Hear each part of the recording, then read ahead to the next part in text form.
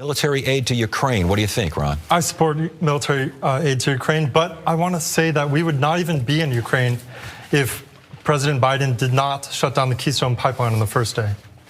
Because now that that's shut down, we have to get our oil, and we're getting it from Russia, and we're getting all these problems through the Ukraine, and that would not have happened if Biden did not. So you see, the Ukraine, the pipeline helped prompt Russia to invade Ukraine. Yes, sir, because we've got all of this oil coming through from Russia to the United States, and they want the better route to bring the oil through.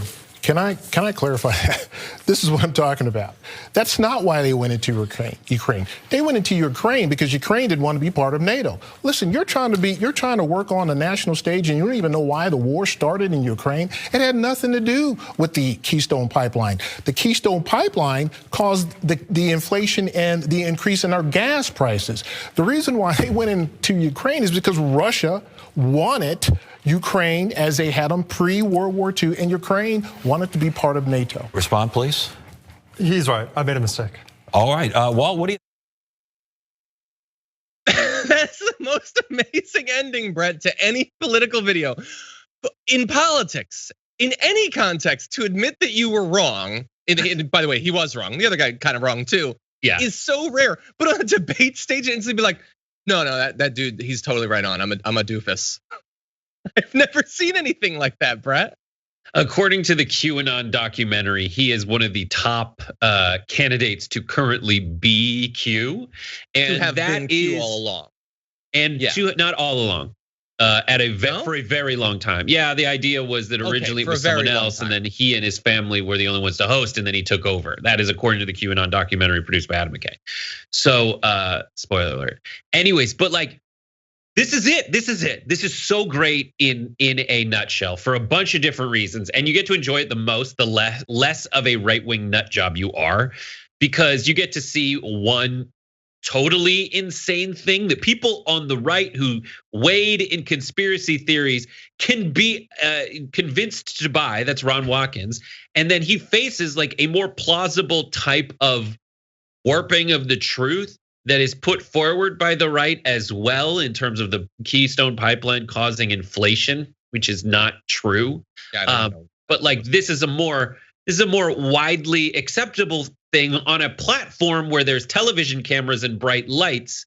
And then you get to understand that like all of it is BS, and it's so sad. It's so horribly sad. But at least you get that cathartic moment where he's like, oh yeah, I made a mistake. I know, which I as a general rule, you might think that I would want something like I want people to be able to admit, wouldn't it be great if debates constantly had people being like, oh, I hadn't really thought about it that way or something. Like, that can't happen because debates are not actually about changing the other person's mind, certainly not about having your mind open to being changed. There's just something about that guy that it almost seemed like he was trolling him a little bit in admitting that he was wrong, because why would you admit it so readily? The other guy had flaws in his argument too.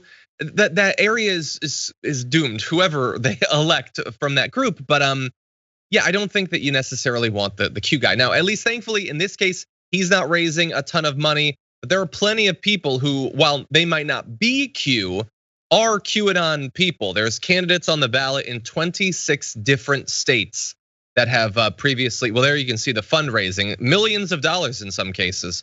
These are candidates that have expressed support for the QAnon conspiracy theory. They're all over the place. A bunch of them, by the way, here in California. So that's fun, Brett. And it's just so amazing if, like, he as the guy who might have been leading this group, he's the one that can't get elected, but the others do.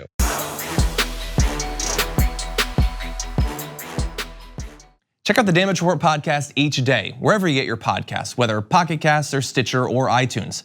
You can join me as I give you the news and stories you want, with a range of co-hosts and interview guests jumping in on the fun each day.